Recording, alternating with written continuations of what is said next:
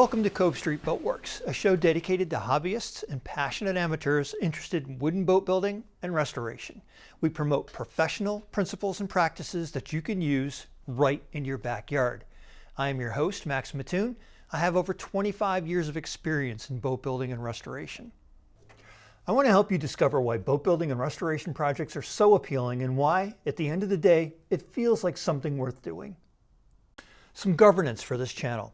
We will not delve into the business side of boat restoration in any detail. Defining the scope of a boat restoration project to produce a meaningful estimate can be very complicated and unrealistic customer expectations often arise. Instead, we'll explore safe, responsible, and professional repair and restoration strategies that are reversible, that do not decrease the value of the hull, that are sustainable and maintainable, and that take economics into consideration. They can be accomplished with commonly available tools and materials and utilize skill sets that anybody can learn. Whenever possible, we will avoid making a boat better than new. However, there are exceptions. For safety considerations like ensuring watertight self-bailing cockpits, for longevity and maintainability issues like incorporating modern materials when replacing a runabout bottom, for changes of purpose of use, enhancing a workboat to be more recreational friendly. Decisions driven by economic considerations such as exact species lumber replacement. Looking around the shop, you've probably already come to the conclusion that this is not a YouTube studio. You'll hear the heater blower kicking on, some noise from the mechanic shop across the street. There'll probably be some unexpected visitors stopping in during the middle of a shoot. I want to keep the viewer shop experience as live and unscripted as possible. I also want to invest some effort into making these episodes entertaining to watch. I'll do my best to employ cinematic elements in the content whenever I can. I am new to content creation, so your constructive comments will be much appreciated. Let's begin, shall we? Restoration is an excellent starting point because it involves hands-on work from day one. For most people, you can experience a sense of accomplishment much sooner than when building from scratch. Looking backwards, deconstructing a boat allows you to see how it's all connected. What you learn from a restoration project can be directly applied to future boat building experiences. So with restoration in mind, here are some initial considerations. Identify a workspace. A workspace can be anywhere, but consider the following. A location where you can work without disturbing your family, your neighbors, or your community. Somewhere with a reasonable access for the size of the project that you're considering. It should have a secure area that protects against uninvited guests and weather elements, in particular sun, precipitation, and wind. Access to power for lighting and at least a few hand tools. A weather-tight area nearby so you can store materials and tools. You can plan your workflow around changes in seasons. Restoration, tear-out, and wood replacement can be done almost year-round as long as you're prepared for varying environmental conditions. Finish work and gluing procedures, they require a more controlled environment. If you're near your residence, you should seriously consider noise and dust control, as well as fume ventilation. You don't have to have a shop full of tens of thousands of dollars of modern machinery to enjoy and accomplish wooden boat restoration. You can use hand tools that have been around for decades that you can pick up at flea markets and just rebuild. Let's take a look at some of these. Tools for surveying and documenting activities. Lights, one of the most fundamental needs you're going to have. LED lights are an enormous benefit for this kind of work. We previously used halogen floor lamps. The bulbs were expensive, they didn't have a lot of life, and they were constantly a fire hazard. LED lights solve all that problem and they give you a better quality light. You should have at least 3 or 4 of these that you can place, all over the project as you're working on it. It's really important that you be able to visibly see everything you're working on. We'll move from the lights to a camera. You're going to want to photo document the project before you even start taking it apart. You're going to want to spend half a day just going through and photographing everything you can photograph to capture the initial state of the hull. As you disassemble the hull, things are going to move and shift and you're going to uncover things and you're going to go, was that there before, or is that just happening now because maybe I'm not bracing the hull properly? You need the photos to go back and to be able to do that research and see if there have been changes since you started disassembling the hull. So having a good camera is really important. Keep the photos that you gather in some kind of library so you can go back and logically, organize them and search for things in them. That's going to be just as important as taking the photos. Notebook, you should have a dedicated notebook for every project. The notebook should capture what it is you're doing that day, what you need to do in the next couple of days, materials that you don't have on hand that you're going to have to order, and when you might think you might have to order them. You should be sketching in them for things that you want to consider, for jigs or tooling that you want to build. All of that should be in the book, and it should be available to go back and reference. Label it per project and then date everything that you do. Blue masking tape, you're going to label all the components that come out of the hull, whether it's hardware or whether it's pulling apart the outwales or inwales or seat pieces, and you're going to label where they came from. And a flashlight. Really important that you have a decent quality flashlight. You're going to time and time reach for this because there may be an area that you're trying to see into that the LED floor lights just are too big or not focused enough to be able to illuminate. So this is I'm not going to recommend any particular brand, but there's a lot of everyday carry flashlights out there now that are LED based and have rechargeable batteries and have an incredible lumen output, variable. So get something like this that you can just clip onto your pocket and keep with you all the time. You're going to find the same thing we're going to talk about with a pocket knife. Let's take a look at some of the measurement tools for surveying and documenting activities. All right, the carpenter square or the builder square. This is going to be invaluable. You're going to use this over and over again. Get a few of them. They can be, full carpenter size or the machinist size. Always have a handful of these on hand. You're going to find you're going to use them over and over again. And again, at a flea market, you can pick these up very, very inexpensively. Combination square. These can be found very, very inexpensively at flea markets or at yard sales. I usually have, again, 2 or 3 of these and check them against the builder square to make sure that they haven't been sprung or out of shape. Or the machinist side, machinist size with a sliding head. These tend to be a little more expensive. People tend to collect these, but you should have at least a couple of these 3 and 4 inch machinist squares. You use these all the time. Same thing out of the machinist toolbox, a depth gauge, very, very accurate. I use this a lot for setting saws, for cuts and that kind of thing where I need some good repeatability because this is very easy to adjust and lock. And using a folding ruler, you can use the attachment here on the folding ruler to do a very similar thing. But of course this doesn't lock, so it's not going to be anywhere near as accurate. This is great for pulling measurements off of the hull or something. I use the folding ruler all the time because it doesn't deflect or flex on you. These have come way down in price, so now they're fairly reasonable. They used to be quite expensive, and they're always getting beat up in the shop, whether you're accidentally cutting it up with a saw like I did here, or people in the shop leave them extended out, where people get careless and step on them. But even then, I've probably got a toolbox full of 6 of these that have been broken in half, and people still use half of it just for whatever they need to do. Levels.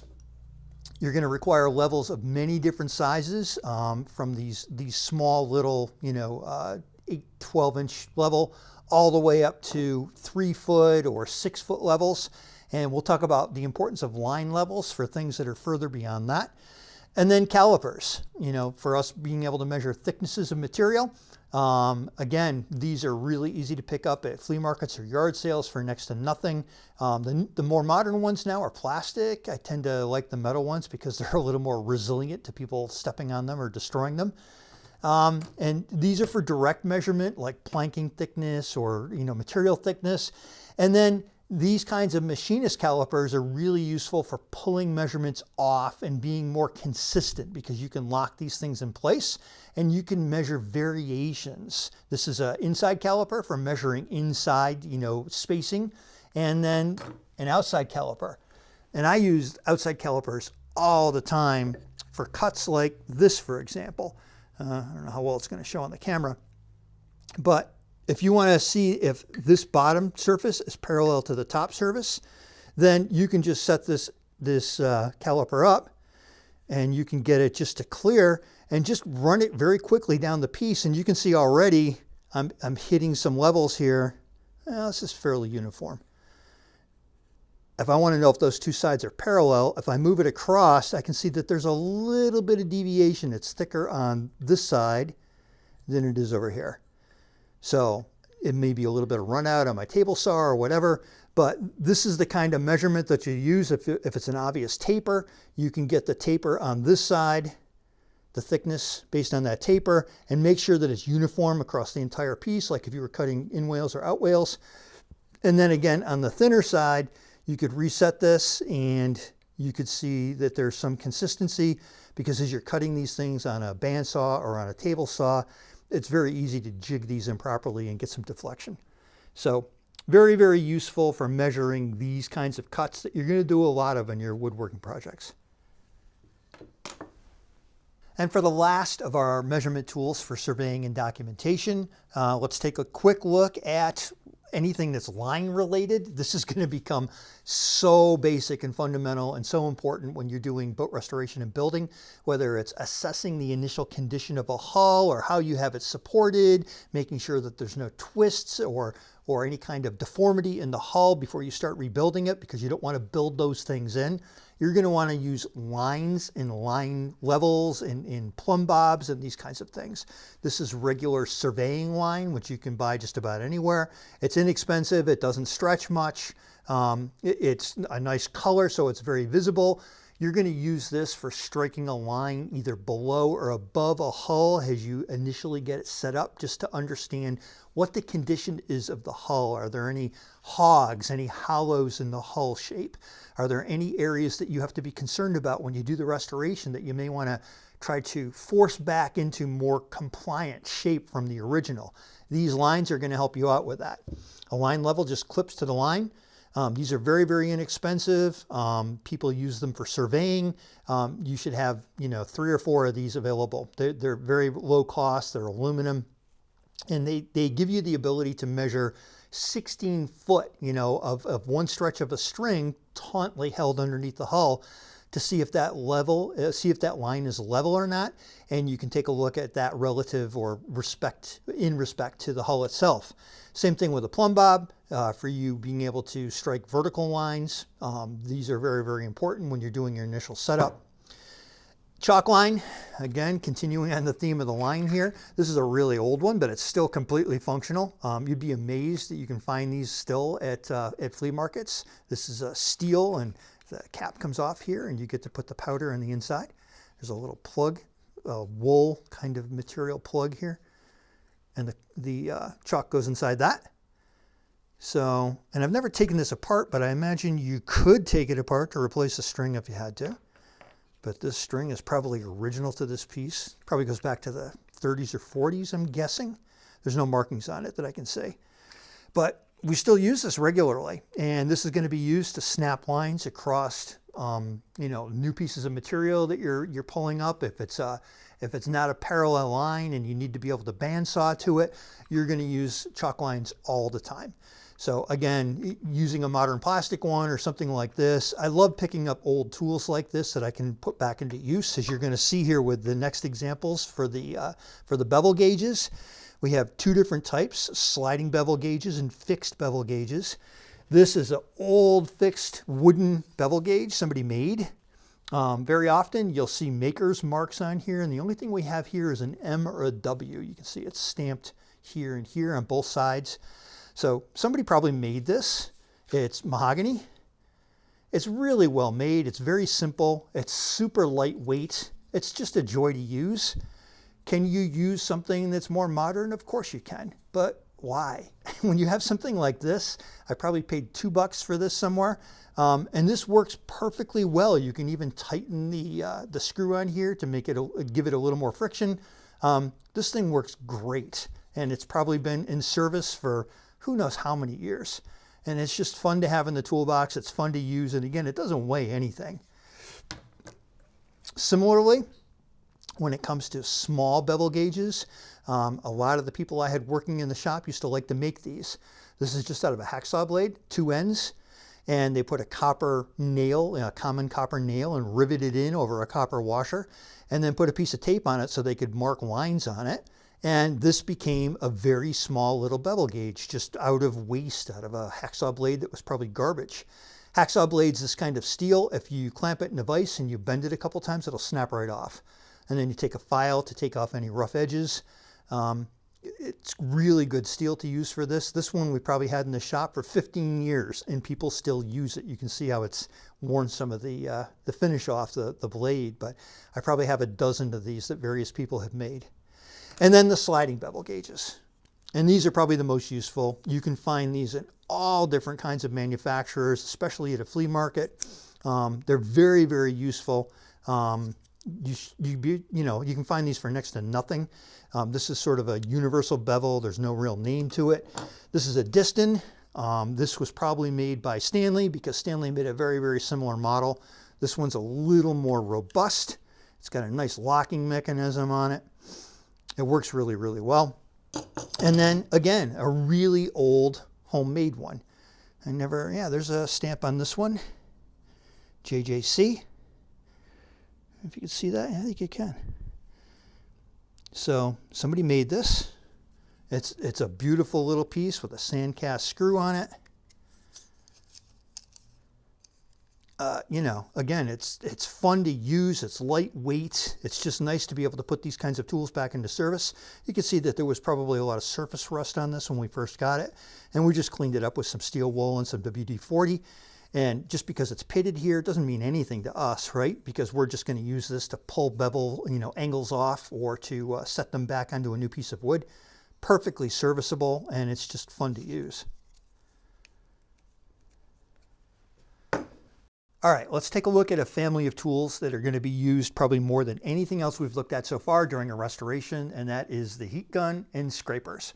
You're going to use these as the preferred method for removing films, whether it's varnish or paint or what have you, old glue that you can soften. This is the most environmentally friendly and health-friendly way that you can do it if it's done right.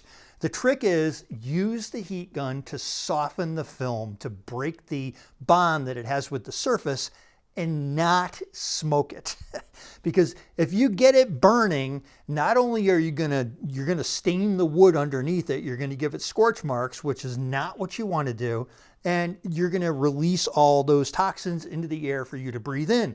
That's not what we're trying to do here. You're just trying to literally soften it, see it bubble, not get any fumes or smoke out of it, and then carefully remove it from the hull using the scraper. As it falls to the floor, even lead paint, it'll cool off, it'll harden up, and it will become extremely easy to be able to brush up and put into a garbage bag, and it won't create a whole lot of dust. That is if you use the heat gun correctly and you keep a relatively sharp scraper. These scrapers are from a company called Pro Prep. And these were, in my opinion, the best scrapers that were ever produced. These things were phenomenal. I think they stopped manufacturing these now, I don't know, 10 or 15 years ago. I contacted the company when they stopped because they just weren't making any money, and the grinding tools that they used to create these stainless steel blades were in need of major repair, and they just didn't think it was economically a move for them. So I contacted them and asked them if I could reproduce them, and they gave me permission. So I went out and I got the last couple of brand new ones I could find. I did complete measurements and modeled them. I created drawings for all the blades. I couldn't find anybody in the US who was interested in reproducing these. Nobody. It was just amazing. So I went to China, and I have family there that are in Korea that go to China for certain manufacturing items that they do, challenge coins. And they found a couple manufacturers over there that were actually able to produce samples and send them to me. And the samples were outstanding. They were equal to the quality of these that were produced here in the United States. So I went out and I started canvassing to see if I could get any, supplier support so that I could, produce a fairly large order for China, because that's one of the caveats when dealing with a Chinese manufacturer is they don't like dealing with small quantity orders. To get the best price, you need to order 5,000 or 10,000 of these things at a time. And I couldn't get anybody that would do any more than, yeah, we'll order a dozen a month or something. It was just too hard to do. So unfortunately, these never got re-entered into the market. They were phenomenal scrapers, something to do with the ergonomics of the handle and the angle and the composition of the blades themselves. You can see I've sharpened these many times. I may take another stab at trying to get these manufactured again. One of the only problems I ever had with this, and I was just as guilty as a lot of the people that worked for us here, is that if you put the handle too long near the heat gun, the composition of this material, it's some kind of composite plastic, it would melt. And or there's inserts for the screws in the end of the handle. You would get it hot enough so the inserts would pull out. So that would be something, you know, I think these are glass-filled composites. We'd have to come up with some new way of engineering these, but these still are some of the best scrapers I've ever used. The modern ones that you see now, like these are bloody horrible. And you can see they have the same problem as far as getting them underneath the heat gun, getting them too close. But something about the ergonomics with this handle, it's lousy. It just doesn't give you the same ability. I could shave paper-thin shavings with these Pro Prep scrapers. These things, it digs, it gouges, it just makes a mess. They're just lousy. And the blades, you can see how thick they are and how sort of crudely shaped they are. I mean, even looking at some of these, they're not really well designed. These were much more elegant and much better machined. Huge difference.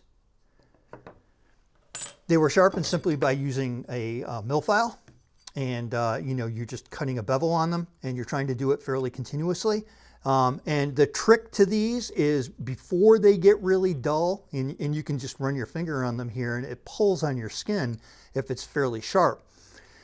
Before they start getting wicked dull and you get rounded edges, the trick is to hit them up and sharpen them and then create that, because the kind of material removal that you're doing with the heat gun, it's going to gall and you know, dull these edges up fairly quickly. So you want to very frequently be sharpening them up. And you want to make sure that as you sharpen them, that you run the file on the bottom here so that it remains flat. You don't want to have any kind of bevel on there, and then you cut the bevel.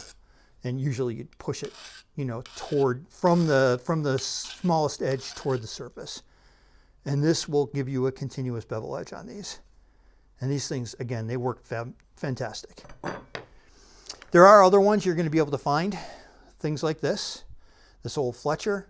This was probably used primarily to remove like glazing in a window. But these can be reused. They can be halfway decent. It's hard to get replacement blades for some of these, but again, you can find these at flea markets and at yard sales for 50 cents. And they will be serviceable for some period of time. And then really old ones like this is from Union Manufacturing. The blade here is original and it's stamped. I'm sure you probably can't see it very well, but it's stamped Union Manufacturing here. This is from the turn of the 20th century.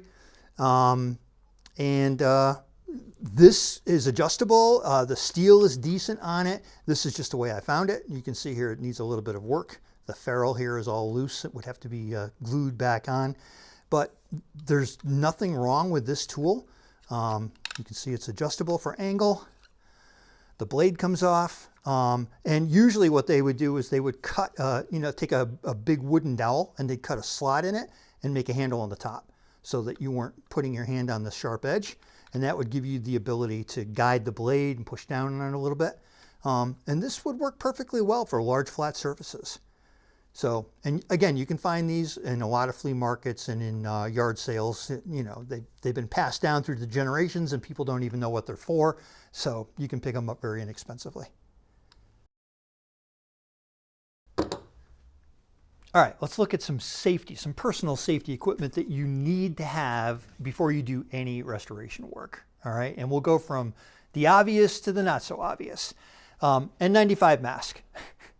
I know everybody's probably sick of hearing about N95 masks, but believe me, this is one of the things that these things were invented for. If you don't wear a mask when you're producing a lot of dust or particulate matter, you're an idiot, all right? Because it's gonna damage your lungs, and you may not feel it now, but believe me, 10 or 15 years from now, you're gonna have long-lasting and permanent damage from it. Wear a mask. Anytime you're doing anything that's throwing up particles into the air, wear it. Same thing with safety glasses. We all have cut wood and everything and gone, oh, it's just one cut, I'm just gonna make it really quick. I'm using a chop saw or something. And you end up with sawdust being kicked up in your face, and you end up with some little piece of wood getting stuck in your eye, and you can't get it out, and your eye's all red, and the piece rolls up underneath your eyelid, and you got to try to use eye wash to get it out. And you know what? Now you're an hour into trying to get this piece of dust out of your eye because it's causing you a lot of discomfort and possibly scratching the surface of your eye, and you could have just put some mask on, some glasses on in 2 seconds and just done the cut and be done with it. So again, common sense. If you're going to be throwing a lot of things into the air and there's a possibility of it getting into your eye, wear glasses. These have side panels on them, so they're good for dust that may be a little bit more randomized in the air, but not the greatest. There's no kind of shield on the top of it. So if you're doing routing, for example, routers are famous for throwing stuff everywhere. Or if you're standing behind a table saw doing a long rip cut, these may not be what you want, although they're better than nothing by far, but you may want to use goggles. And the problem with goggles is they're really difficult to clean. They don't last very long, but they have large side shields. They have good sealing on the top of the head and around the nose. And these are really going to allow you to sort of get immersed in that environment where you have stuff flying all over the place and not damage your eyes.